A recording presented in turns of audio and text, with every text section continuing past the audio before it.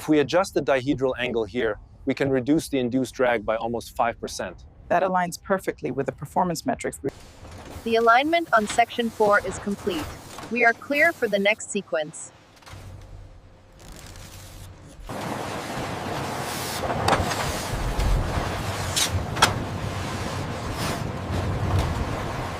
We need to adjust the alignment on section 4.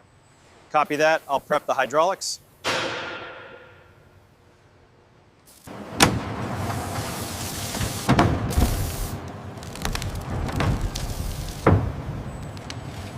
Advanced robotics ensure that every component aligns perfectly within the titanium casing, minimizing vibrations at high thrust.